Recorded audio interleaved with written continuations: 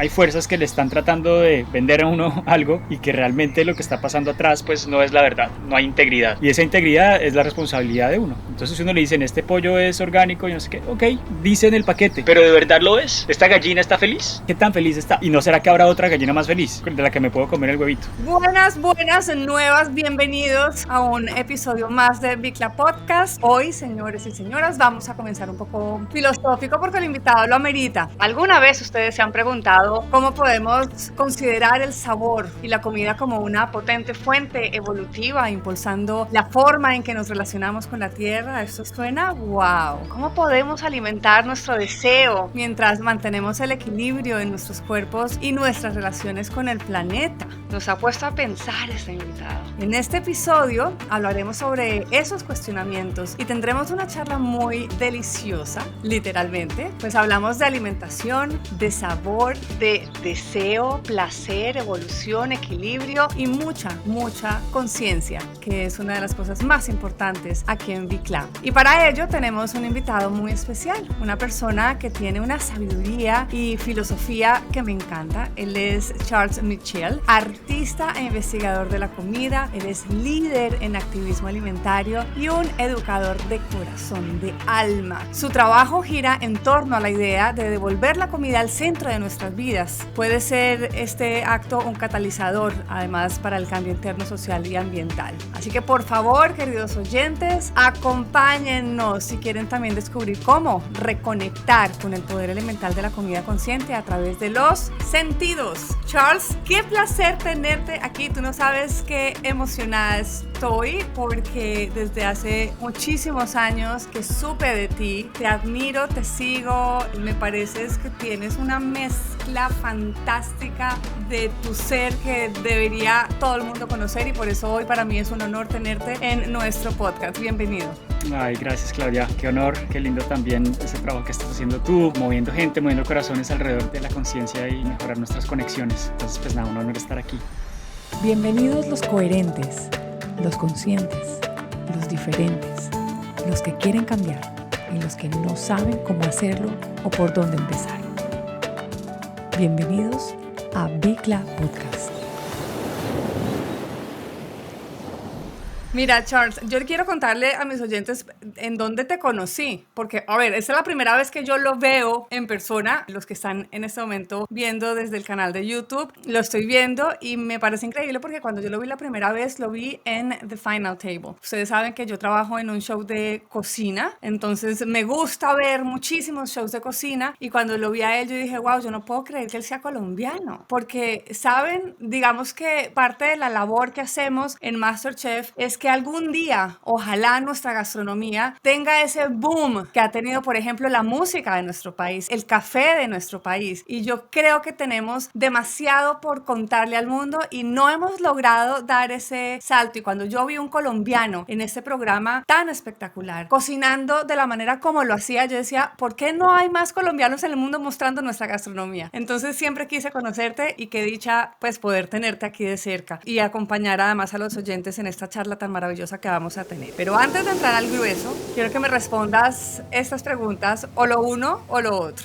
Ok. En el día, ¿piensas más en sexo o en comida? Comida, aunque viene siendo lo mismo de una manera filosófica, pero sí. Bueno, ya se van dando cuenta para dónde vamos con este hombre. ¿Comer algo que no te gusta, pero que le hace bien al planeta? ¿O comer algo que te encanta, pero que le hace un poco de daño al planeta? Me corchaste porque no hay nada que no me guste y todo lo que le hace bien al planeta me encanta. Entonces no sé cómo contestar esa pregunta. ¿Nunca? ¿No hay nada que no te guste? No creo, o sea, no he encontrado. Tú sí eres el ser más extraño de la vida, ¿en serio? No he encontrado cosas que yo diga que feo, no. Hasta las cosas más humildes, los sabores más sencillos, las cosas más sin sabor, tienen su nutriente, tienen su historia y por ende no puedo no quererlas o no puedo como rechazarlas. ¿Vieron? Ahora yo tengo que hacer un curso intensivo con este hombre porque yo sí hay muchas cosas que yo no como. ¿Preferirías nunca volver a cocinar o nunca volver a probar? Nunca volver a cocinar. ¿Somos lo que comemos o comemos lo que somos? Sí, somos lo que comemos. Somos lo que comemos. Ay, Dios mío, tengo que mejorar. Espérate un segundito, somos lo que alimenta a lo que nos comemos, que eso es otra cosa, es como una dimensión más allá. No solamente es lo que nos comemos, sino lo que nos comemos se comió. Ok. ¿Ser un activista perfecto o ser parte de muchos activistas imperfectos? Muchos activistas imperfectos. Estoy ahí totalmente de acuerdo contigo. Ojalá seamos muchísimos más activistas imperfectos. Charles, para comenzar quisiera contarle a nuestros oyentes un poco de tu historia. Tu carrera comenzó como chef, ¿verdad? Sí. ¿En dónde estudiaste? Estudié en Francia, en el Instituto Paul Bocuse, súper militar el entrenamiento culinario. Trabajé en varios restaurantes de estrellas Michelin. El último en el que trabajé era un 3 estrellas en Italia, que fue una gran experiencia. Una de las únicas mujeres chef que tiene 3 estrellas Michelin. Ella fue mi maestra y pues hasta el día de hoy sigue siendo como un referente en mi carrera. Y bueno, después de eso fue la última vez que trabajé en 3 estrellas Michelin fue en 2008. Allá han pasado unos cuantos años. Unos cuanticos años. Y eres mitad colombiano y mitad francés. ¿Cómo es esa mezcla? Sí, mi padre era ciclista profesional, hizo el Tour de Francia, en una de esas conoció a un colombiano, lo invitó a hacer la Vuelta a Colombia, hizo la Vuelta a Colombia, conoció gente, le gustó, se quedó, conoció a mi mamá, se la trajo para Francia y yo nací aquí. Y luego a los 2-3 años me fui a ir a Colombia y crecí casi toda mi vida en Bogotá. Vieron aquí esas mezclas, yo creo que eso es lo que hace interesante además la historia gastronómica de tu vida, porque es una mezcla muy interesante. La comida francesa es divina, la italiana que tienes muy cerca también es espectacular. Todo lo que te envuelve alrededor de la gastronomía y la colombiana, o sea que tenemos el sabor, por supuesto, increíble. ¿Cómo fue que un día tú decidiste empezar a usar la comida como un medio artístico para provocar y comunicar emociones y para inspirar mejores alimentos y hábitos? Sí, la parte artística yo creo que nació cuando hubo una frustración muy grande después de trabajar en 3 estrellas Michelin, o bueno, en restaurantes, digamos. Yo sentía que había algo más detrás de la comida, que no solamente se trataba de hacer cosas bonitas, deliciosas, de crear un servicio único, de crear un momento, una emoción. Y había algo que me molestaba profundamente, era que esta parte cultural tan hermosa que tiene la alta cocina, solamente la pueden acceder los que se pueden pagar, digamos, en Europa 200, 300 euros, que es un montón de dinero para poder disfrutar y tener acceso a esa cultura. Entonces a mí como que de la pasión del alimento me metí al restaurante a lo más profundo, a lo más alto que podía, y cuando llegué allá fue como, pero aquí hay algo más importante que solamente hacer platos lindos y hacer alta cocina. Y ahí fue que me empecé a meter, digamos, a través del idioma del arte, a través de interactuar con otros artistas de otros medios, ver cuáles eran como las formas en como, por ejemplo, podíamos dialogar creatividad con un músico de jazz o con un artista pintor y crear experiencias. ¿Para qué? Para comunicar y para tocar a las personas más allá de simplemente pues pasar un momento lindo y qué delicia y estoy lleno. Hay mucho más que yo sentí había ahí por explorar y pues me metí en eso a full y durante varios años exploré como esa práctica artística a través del alimento, viendo la mesa donde nos sentamos como el escenario del teatro culinario sucede en este escenario de la mesa. Es una escena, claro, tienes todo el sentido, es una escena teatral, ¿no? Y es una puesta en escena de forma tradicional también, y hay mucho ahí por explorar y obviamente también la belleza puramente artística y de los sentidos, de la estética, del tacto, del gusto, del olfato, históricamente han sido como consideradas menos importantes que la estética visual y la estética auditiva. Y muchas veces esa estética visual, si no se conecta con los otros sentidos, pues en nada queda la comida, ¿no? En nada queda ese alimento. Sí, sí, es no lo primero que sentir sentimos. De una manera real. Es lo visual, claro. Exactamente. Todo tiene que ir en una armonía. Yo siempre hablo, yo creo que los cocineros no somos creadores de alimentos, porque muchas veces dicen, ay, qué rico este plato que te inventaste. Me parece interesante ese punto de vista, pero creo que es aún más rico el punto de vista de ver al cocinero como un intérprete de la naturaleza. Y de alguna manera logramos capturar como sustancias, secreciones, raíces, flores, colores, texturas de la naturaleza. Lo transformamos a través de los procesos alquímicos de la cocina, con el fuego, con el agua, pues con temperatura, con tiempo, con fermentación, y todos esos sabores, esas moléculas luego van siendo interpretadas por el cocinero y por un equipo de cocineros, un poquito como una orquesta, y luego va el momento final, que es el momento de la experiencia, y ahí es cuando todo se puede convertir en una sinfonía y todo tiene que estar conectado. Y eso fue la investigación que hice en Oxford durante unos años, el cómo conectar todos los sentidos para hacer que las experiencias fueran más potentes. Qué divino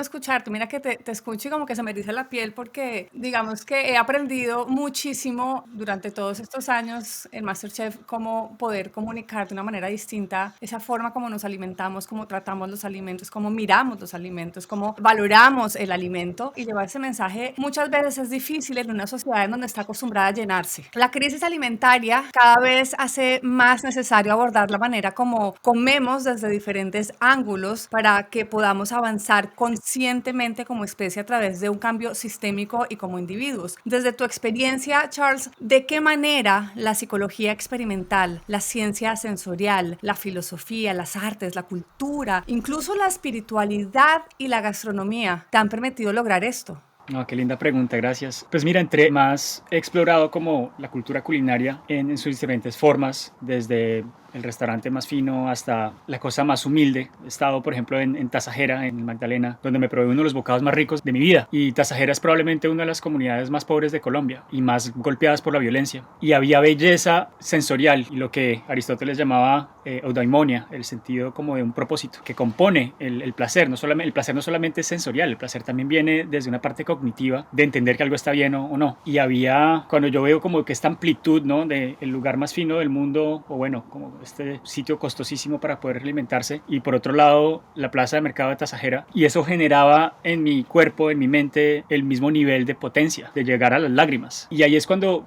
se da cuenta, primero, me he dado cuenta yo, primero que el alimento es el idioma más universal, junto a la música, que tenemos como seres humanos. Por otro lado, es la vida misma. O sea, hablar de comida, en punto de vista filosófico, siempre digo, hablar de comida es hablar de la vida. Cualquier aspecto de la vida puede ser explicado a través del alimento, y cualquier aspecto del alimento puede tener un impacto sobre otras formas de vida y sobre cómo entendemos lo que es vivir una buena vida. Y entonces eso lleva a que la comida no solamente sea un acto de consumo, que no solamente sea un producto que ingerimos, algo que deseamos simplemente porque lo vimos en la televisión, o porque la mamá nos dijo, o por la cultura en la que vivo, o porque en la esquina lo venden, sino se vuelve algo que define la identidad muy profunda de uno. Y a medida que uno va ganando, pues esa es mi experiencia, ¿no? Entre más uno va creciendo, más va ganando libertad, ojalá, y entre más he ganado libertad, más pues tengo diferentes formas de alimentarme, y más es difícil escoger, pero ese escoger me convierte en quien soy hoy, y eso tiene algo que ver pues con el espíritu de uno, y con el alma de uno, y con el propósito en la vida. Entonces sí, al fin y al cabo, y con esto termino esta frase, es como no nos damos cuenta que el ponernos alimento en la boca es la conexión más íntima que establecemos a diario con el medio ambiente y con el tejido social de un territorio, y un territorio digo hasta el planeta, ¿no? Entonces me relaciono con la gente de un país, la gente de un planeta a través de lo que como, y me relaciono con todas las especies vivas y toda la vida de un planeta cuando estoy comiendo, y es una decisión, por ende es un voto político, ¿no? Entonces pues hablas de sistemas alimentarios y la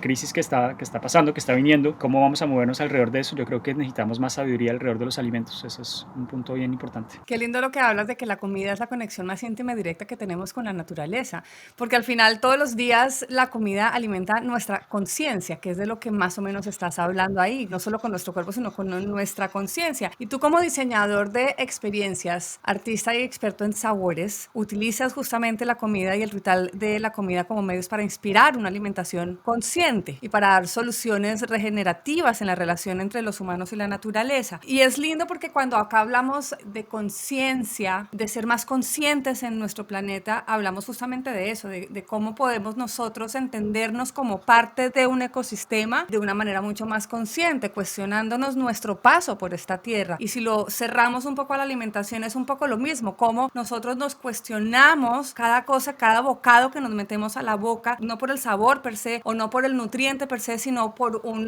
tiene que abarcar de una manera holística ese bocado y entenderlo desde otro lado, desde una forma muchísimo más consciente. Y quisiera que tú nos explicaras ese concepto. ¿Qué es alimentación consciente? ¿Hasta dónde podemos nosotros tener realmente una conciencia sobre los alimentos que le entregamos a nuestro cuerpo? No me quiero poner demasiado filosófico, pero primero hay que como que debatir un poco qué entendemos por conciencia, porque esa misma definición es una de las preguntas más importantes de la ciencia y de la filosofía. Por siglos y siglos nos hemos preguntado qué es ser consciente, qué significa, por qué estoy vivo, cuál es el lugar de mi mente en el universo. O sea, estas son preguntas que se hacían los filósofos griegos, que todavía de alguna manera estamos empezando solamente a entender. Entonces yo creo que hay que tener mucha humildad cuando hablamos de conciencia también, porque no Además, hay verdad que todos absoluta. tenemos niveles de conciencia distintos, ¿no? Sí, y vidas distintas, historias distintas y genética distinta y oportunidades distintas. Entonces yo creo que es muy fácil caer como que en esto está bien y esto no está bien, y eso genera más polarización, y en este mundo ya hay demasiada. Entonces cuando hablamos de alimentos, yo creo que, y eso es como que la estrategia con la que hablo de alimentación consciente, es ver que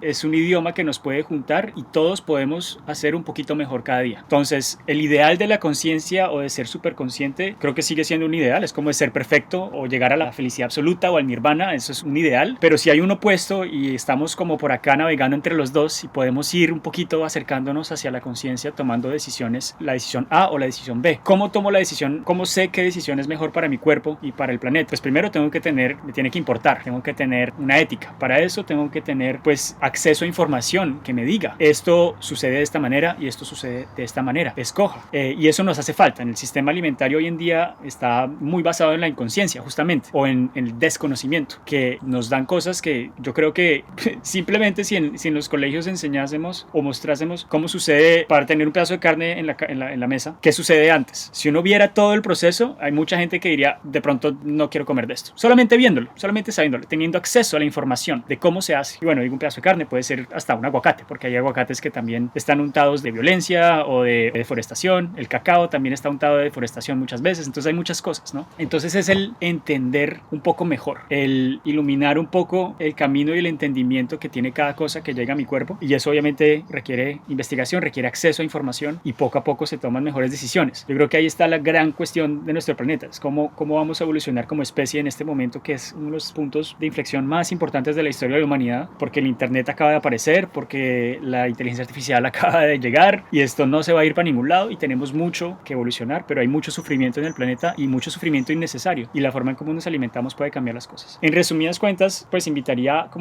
y es un trabajo que llevo haciendo muchos años. Hace unos años lanzamos la guía de alimentación consciente, que son 10 puntos en los cuales uno se puede basar para tomar mejores decisiones. Un punto, por ejemplo, es comamos más plantas. No te estoy diciendo que no te comas lo que te hace tu abuela que tiene gallina, no, te estoy diciendo que come más plantas. No te estoy prohibiendo algo, te estoy invitando a algo, y eso también tiene algo interesante en relación como en el cambio de comportamiento, que si uno lo invitan con algo bonito, que uno lo invitan con algo interesante, con algo que le enseña y que además es placentero, pues voy a probarlo, y luego, wow, no sabía que esto me podía llenar, no sabía que esto me podía hacer sentir de la manera en cómo me siento, y además le hace bien a mi mente porque sé que tengo más ética en escoger un plato de ensalada César sin pollo que con pollo, y me va a alimentar igual, o de pronto otra cosa, no sé, otro ejemplo. Pero sí, entonces ese es uno de los puntos. Otro de los puntos es reducir el desperdicio, etcétera, etcétera. Es que al final yo siento que cuando hablamos de conciencia es simplemente esa información de la que tú nos hablas, que muchas veces sí, pues no es fácil, no todo el mundo tiene acceso a esa información. Nosotros podemos pedirla. Nosotros como consumidores tenemos el derecho de preguntarnos primero, pero después de preguntar. O sea, cuando uno va a un restaurante y le ponen un plato en la mesa y tiene un pescado, yo tengo el derecho de preguntar de dónde viene ese pescado, quién lo pescó, de dónde viene, cuánto viajó, cuánta agua utilizaron. Yo debería tener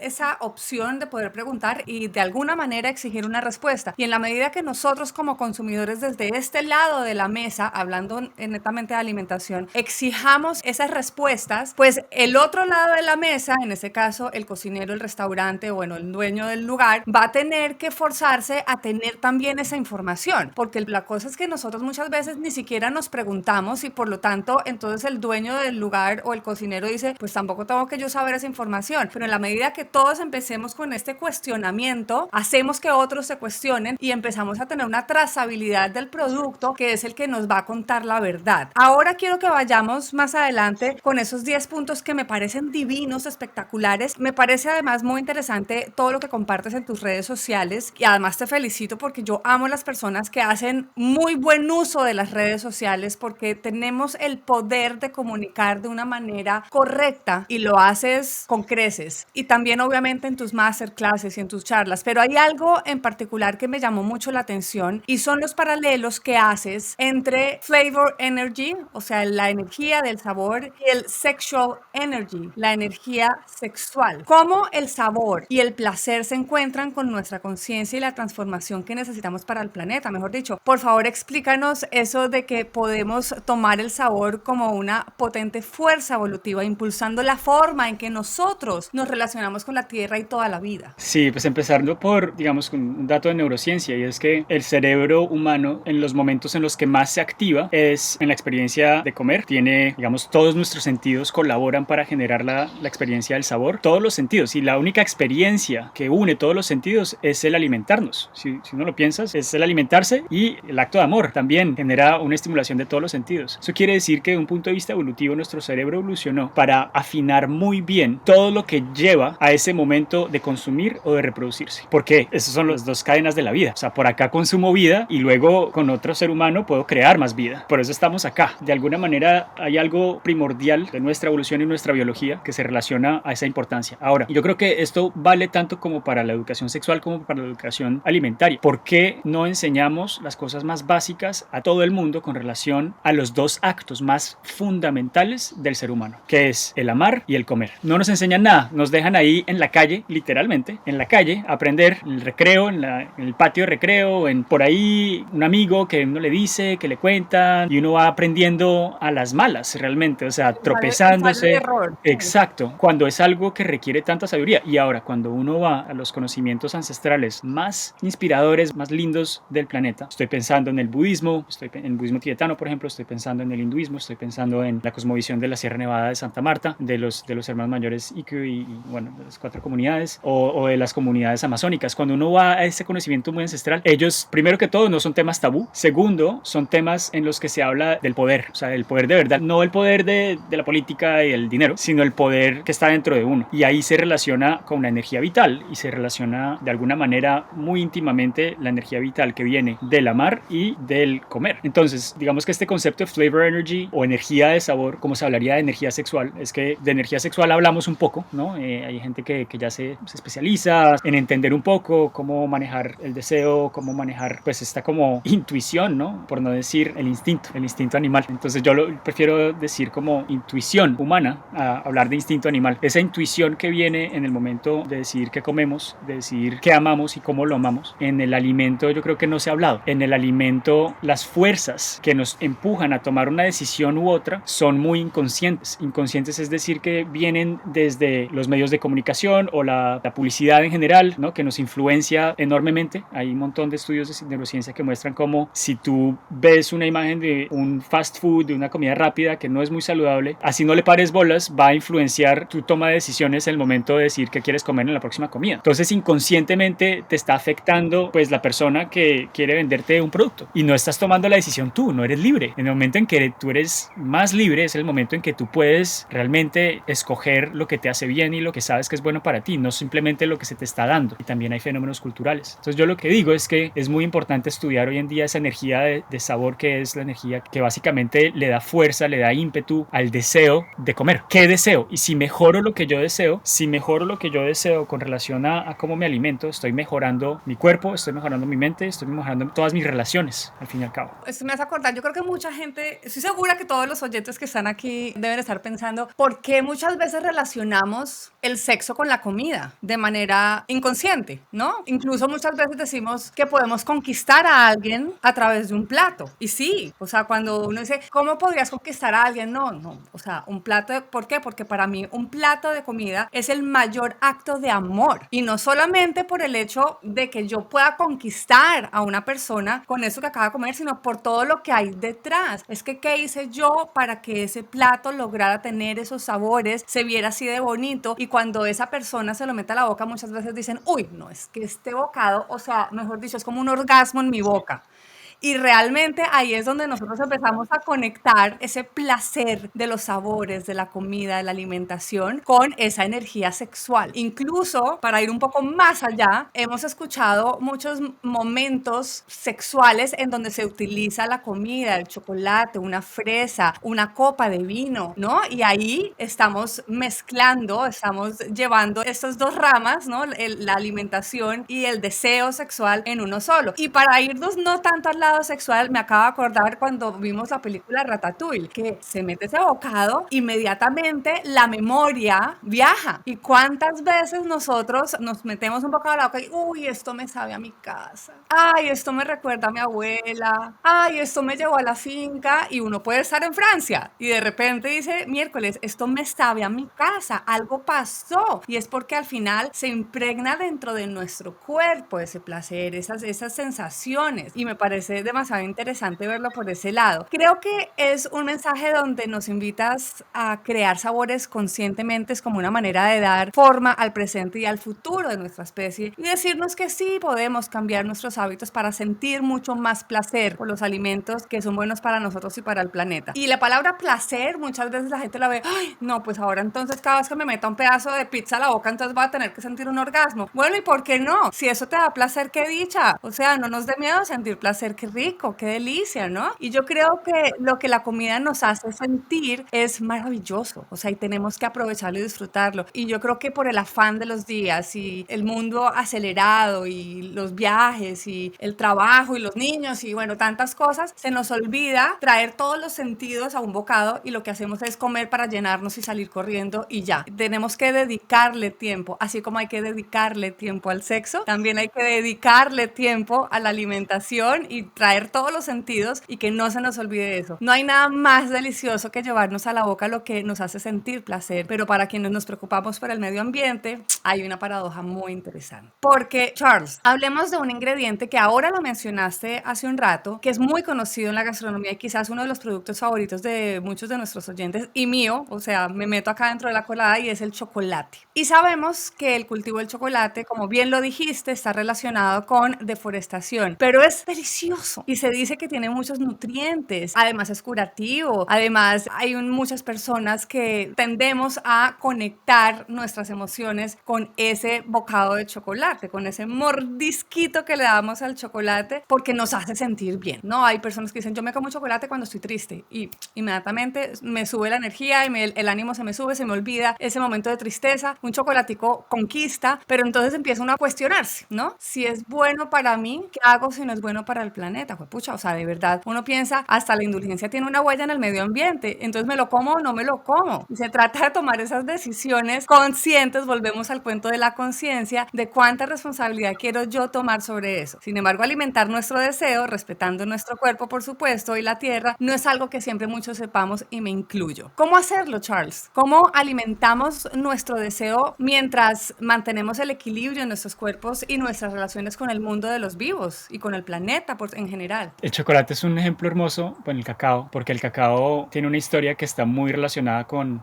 la historia del colonialismo en Latinoamérica y cómo conquistó el mundo esta semilla que solía ser sagrada, sigue siendo sagrada, pero digamos que la hemos comercializado de una forma en la que consumimos más de lo que necesitamos y muchas veces por esa demanda que todos queremos chocolate, se han creado sistemas que deforestan, que hacen que perdamos biodiversidad y que muchas veces hayan injusticias sociales también y pues nosotros nos comemos este chocolatico en forma de corazón y pues todo está bien, no conectamos conscientemente con cuál es el impacto de ese chocolatico en forma de corazón. Entonces ahí la pregunta, bueno, yéndonos más que de hablar de como los detalles del chocolate o el cacao que me fascina ese tema, más pensar en qué podemos hacer, o no, con la invitación que quiero dar a todos es entender de dónde viene ese chocolate y muchas veces los chocolates más baratos vienen siendo, que son los que más conseguimos, ¿no? Las marcas que muchas veces de hecho no son ni siquiera de Latinoamérica. Piensen en eso, si ya la marca que ustedes están consumiendo chocolate no es latinoamericana, pregúntense un momento, si el cacao es latinoamericano y nació en el Amazonas o en el Amazonas y en el Pacífico, al sur de Colombia, por esas tierras nació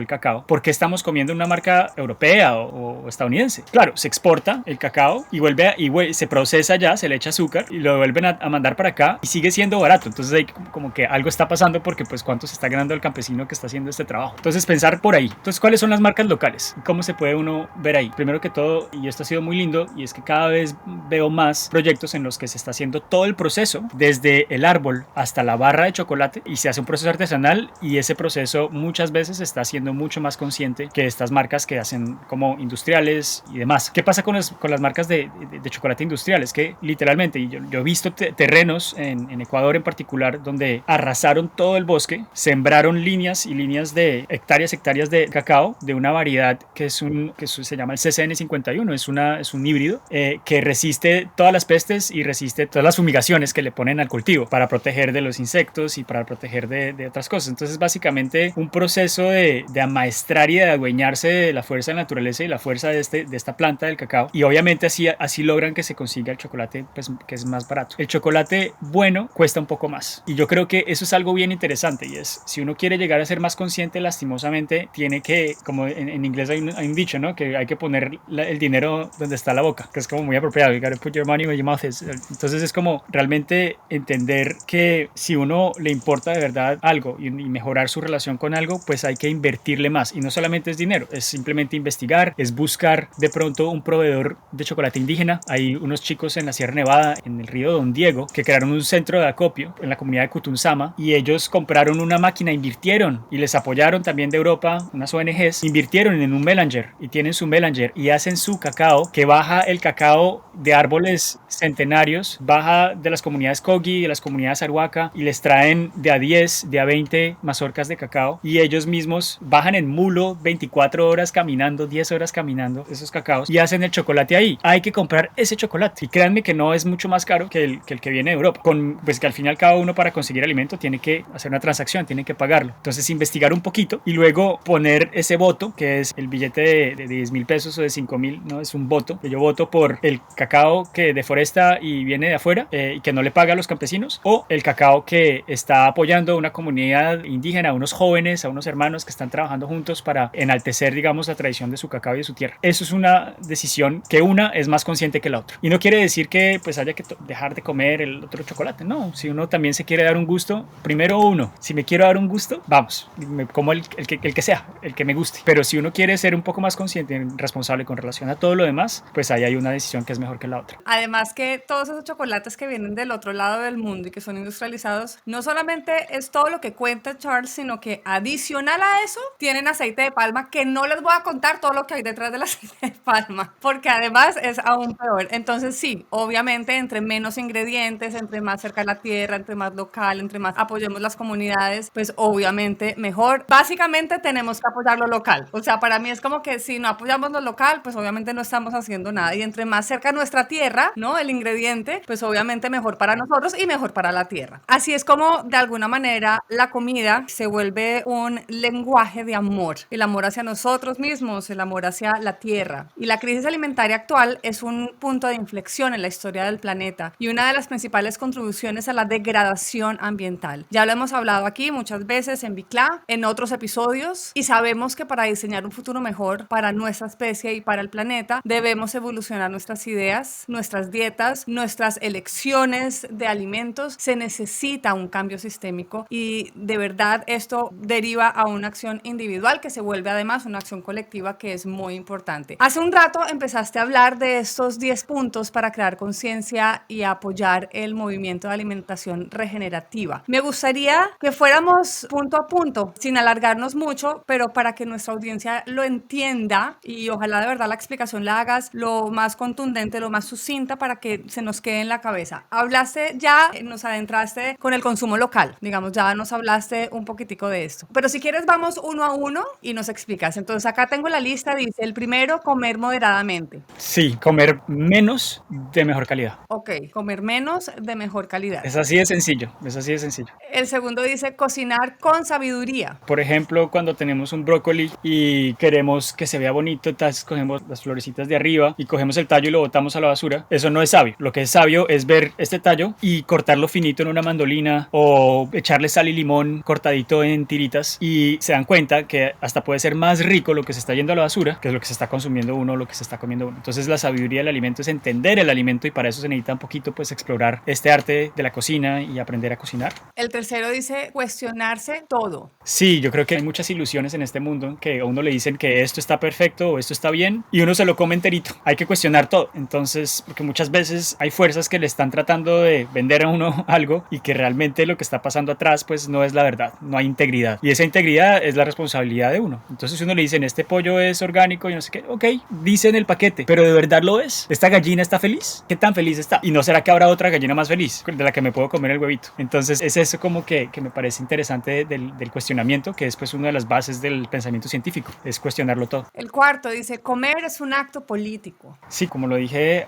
ahorita con el tema del cacao, cuando uno gasta dinero en un producto alimentario, está votando por una organización social, una organización ambiental que está sosteniendo el sistema de alimentos para que ese alimento en particular llegue a uno. Entonces, si yo voto por aquí y esto tiene deforestación y tiene mucha huella de carbono porque viene de lejos, y acá estoy apoyando una comunidad y además es local y tiene identidad y cultura, pues el voto político para mí es identidad, cultura y localidad. Y ahí es un voto importante y es un voto que hacemos todos los días, no es cada 4 años. El quinto, comer comida real. Muchas veces nos venden comida que se alimenta de cosas que no son para nada buenas y nos lo venden como el producto así perfecto. Hay que entender que nos comemos lo que la comida se come y muchas veces el alimento de la comida viene de la industria de las energías fósiles. Muchas veces muchos de los fertilizantes que utilizamos para alimentar nuestro alimento es petróleo y eso pues hay que entenderlo de una manera también conceptual, como que bueno, esto puede llegar a ser bueno para mi cuerpo, pero realmente esa es la economía que quiero. Entonces hay comida que aparenta ser deliciosa, que te venden en el mercadeo, que te venden el empaque, te venden la historia, la publicidad, pero realmente no es comida de verdad. La comida de verdad es sencilla, la comida de verdad es lo más fresca posible y lo más cercano a la fuente. Es como que algo que yo siempre me acuerdo es tratar de estar lo más cercano a la fuente. El sexto, comer más plantas. Así de sencillo. Las plantas tienen una diversidad y hay una variedad de texturas, de aromas, de sabores en que encontrar ahí que no solamente son mejores para nosotros, sino que también para la economía y para el medio ambiente. Y de verdad que yo soy un fan de explorar la creatividad alrededor de las plantas a nivel culinario. Y es así de sencillo. Si alguien decide ser vegano, yo personalmente no lo soy, pero si alguien decide ser vegano y va a estar diciéndole a las personas, es un criminal, está comiendo carne, pues la otra persona no va a escuchar. La otra persona va a ser como que, este es vegano, ya. Pero si uno le importa hacer las cosas mejor y se va hacia esta estrategia de decir vamos a celebrar las plantas, vamos a comer más plantas, pues de pronto se reduce un poquito el consumo de carne porque entendemos el poder y lo deliciosa que puede ser la comida a base de plantas. 7, reducir el desperdicio. Y esto me parece maravilloso. El 8% de las emisiones globales de carbono a nivel global vienen del desperdicio alimentario. La sabiduría de la abuela, eso no se desperdicia, eso no se bota. Y eso es sabiduría ancestral. La comida es sagrada. Y hoy en día, en el cajón de abajo del refrigerador de la nevera, en la casa de muchos de nosotros, hay cosas que hay que estar pendientes porque si se van a la basura, todo ese esfuerzo, todo ese recurso natural que se necesitó para hacer ese producto se van a la basura. Y bueno, esto conecta con otra cosa que es que si hay desperdicio, pues se tiene que hacer compostaje. De alguna manera hay que devolverle ese alimento a la tierra en vez de ponerlo en los botaderos de basura. El 8 dice compostar, reducir y reciclar. Es fundamental que entendamos que cada cosita que nos ponemos en el cuerpo tiene un empaque, tiene todos estos accesorios. Entre menos accesorios plásticos tenga un alimento, muy probablemente más cerca estamos de la fuente y también pues tenemos un impacto menor sobre el medio ambiente y eso es fundamental. No, y además que cuando se habla de compostar también ahí estamos reduciendo desperdicios, ¿no? Minimizando el desperdicio, entonces también es súper bueno. 9, vuélvete, y este me llamó mucho la atención porque esa palabra nunca la había ni siquiera visto. Plasticarian, ¿qué es eso? Ser plasticariano es básicamente decir no como nada, no me tomo esa agua si viene en un envase de plástico de uso único. Es rechazar el plástico relacionado con los alimentos. Es muy difícil volverse 100% plasticariano porque pues muchas cosas vienen en el supermercado. Pero sí se puede reducir. A veces uno va a un supermercado y ve unas mazorcas que las pelaron y las pusieron en icopor envueltas en plástico. Y al lado está la mazorca en su empaque perfecto, divino, hecho por miles y miles y millones de años de evolución, que es lo que cubre la mazorca, ¿no? Ella viene con su propio empaque. Sí, exacto. Claro, entonces yo no como de esta que viene envuelta en plástico, como la otra que pues es más natural. Y por último, ser parte de la regeneración. Yo creo que hay un movimiento a nivel global muy lindo y entre más viajo, entre más enseño a clases de estudiantes, veo que hay un movimiento y que hay algo que quiere suceder alrededor de los alimentos. Tenemos que evolucionar a nivel humano y esto pasa por la transformación de los sistemas alimentarios, pero lo más primordial es que tiene que haber un cambio cultural alrededor de los alimentos y ese cambio está pasando. Hace 15 años cuando yo empecé en esta profesión, la gente no hablaba de estas cosas, muy pocos hablaban de esto. Ahora ya somos más, entonces es como únanse a esta fiesta que celebra el alimento, que celebra el que no somos perfectos y nadie puede llegar a ser perfecto, pero todos podemos ayudarnos a ser mejores día a día y a medida que somos más, pues hay más oportunidades para la economía, para los mercados, para los productores, de crear productos con más conciencia y así se cambia el mundo poco a poco. Toma décadas, no se hace de un año para otro y tiene que ser un movimiento. Entonces eso es lo que yo llamo la regeneración. alimentación. Esta guía me parece fantástica y de hecho si la quieren, yo los invito a que vayan a las redes sociales de Charles y la bajen porque es fantástica. O sea, uno debería tener impreso en la nevera como para verlo todos los días y recordar y chulear, ¿sabes? Porque muchas veces a veces uno dice, me lo dijeron pero se me olvidó. ¿Y qué fue lo que dijo Charles? Bueno, bajen esa guía que además es gratuita. ¿Qué consejos nos das para hacer que la cocina no sea un lugar de transacción sino de transformación? Eso para las personas que nos gusta la cocina y nos gusta alimentarnos y nos gusta ver el alimento de una manera distinta, pero ¿cómo hacemos para que ya no sea un lugar así netamente de transacción? Para mí lo más efectivo, y lo estoy aprendiendo cada vez más, es tomarse el tiempo de hacer las cosas, tomarse el tiempo de oler, de entender un proceso, de en el momento en que el plato está en la mesa, no comer antes y esperar ahí y quedarse ahí 30 segundos viendo el plato, disfrutándolo, salivando, como ese foreplay, ¿no? Volviendo al tema de la sensualidad del alimento, de disfrutárselo y de hacer que dure y de hacer que realmente se vea como un acto de que estoy alimentando mi cuerpo, estoy relacionándome con todo lo que está alrededor mío a través de este plato de comida, estoy celebrando con gente que amo, estoy viviendo un momento único. Entonces hacer que los momentos de comida tomen más espacio en nuestras vidas, en nuestros días, que no sea simplemente ir a echar gasolina, que yo también lo hago de vez en cuando y toca comer rapidito, está bien, pero varias veces a la semana, tomarse el tiempo, cerrar los ojos, comer en silencio, es una de las actividades más lindas que les aconsejo. Siéntense con su familia o con su pareja o con sus amigos y digan, no vamos a hablar durante 10 minutos, buen provecho. Y se oyen los ruidos de la comida y se oye la respiración y se oye, sí, pues los sonidos que hacemos cuando comemos, cuando algo está muy rico, ¿no? ¿No? Y es como estar en ese silencio, en esa presencia y reverencia con relación al alimento, y este ejercicio me parece de los más lindos, es tomarse el tiempo. Wow, el preámbulo. Exacto. El preámbulo sexual, pásenlo a la comida, al alimento, cuando se sienten, miren el alimento. Yo a veces estoy con mis hijos y les pongo el plato de comida y de verdad sabes, como que estoy en la cocina, estoy sirviendo, pongo el plato, se lo pongo enfrente y me devuelvo como a hacer otra cosa y me demoro como 3 minutos y cuando llegué ya han terminado de comer y yo sí, pero ¿cómo hacen para comer tan rápido? O sea, ni siquiera se dieron cuenta de lo que se metieron a la boca. Por Dios, sí, a veces comemos rápido y no nos damos cuenta de lo que tenemos enfrente. Eso es verdad, por el afán de salir a jugar en caso de mis hijos o de nosotros tener una reunión o salir corriendo. Entonces sí, dediquémosle un poquitico más de tiempo. Unas últimas preguntas cortas para respuestas rápidas. ¿Qué es lo que más te duele de ver lo que pasa en nuestra tierra? Lo que más me duele es que vivimos en el paraíso. Este es un paraíso en el universo. No sabemos si hay otro planeta como estos, con una atmósfera, con árboles, con plantas, con animales, con tanta belleza. Y todavía hay mucha gente que sufre y todavía hay muchos y estamos creando mucho daño. Cuando estamos en el paraíso, el Edén y el paraíso de pronto no es cuando uno se muere, es acá, es en este momento. Y me duele que no nos demos cuenta de eso y que no creemos sistemas alrededor de esa belleza. ¿Qué es lo que definitivamente ya no se perdona a nivel ambiental? Wow, yo creo que lo que ya no se puede perdonar es no hacer nada. Algo, así sea lo más pequeño, todo el mundo tiene la responsabilidad de hacer algo. El que no le importa, yo creo que ahí es una falta de ética y eso no se perdona. Aunque todo se puede llegar a perdonar porque pues el perdón es importante. Hay cosas que tienen que cambiar, pero hay algunas cosas que no da espera, que toca hacer ya. Yo creo que hay que empezar a educar sobre alimentación en los colegios y eso hay que hacerlo ya. ¿A qué le dices no, además del plástico?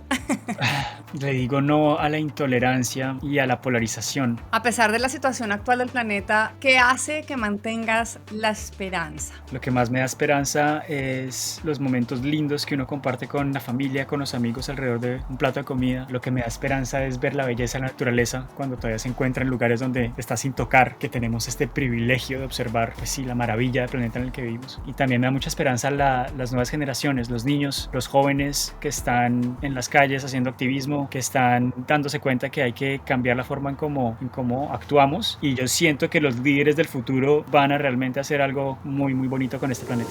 Charles, muchísimas gracias por tu tiempo, por la forma como nos inspiras, y quisiera que por último le mandaras un mensaje como a todas esas personas, no solamente que nos están escuchando, sino que están en este mundo de Bicla, que quieren cada día ser mejores y que muchas veces de alguna manera pues pierden ese ímpetu, ¿no? Esas esperanzas, porque pues no saben cómo por dónde empezar y qué hacer, y de alguna manera pues hay un poco de impotencia frente a esta crisis climática en la que vivimos. Sí, yo creo que algo muy sencillo, pero es devolvámosle el valor a lo sagrado, a lo que nos alimenta, al aire que respiramos, a las personas que amamos, a cómo amamos, ¿no? Y es como entender que esa palabra, lo que es sagrado, pues pues se le tiene un respeto, se trata bien, se hace con cariño y hay una reverencia que viene con lo sagrado que yo creo que hemos perdido muchas veces en nuestra sociedad. Y esto es lo que sea que uno crea, o sea, en cualquier religión, en cualquier forma, pero llegar a lo sagrado y como que también entender que las cosas más sencillas como un vaso de agua limpia es sagrada porque sin ella no vivimos, y es volver a esas cosas sencillas y darle el valor sagrado a lo sencillo.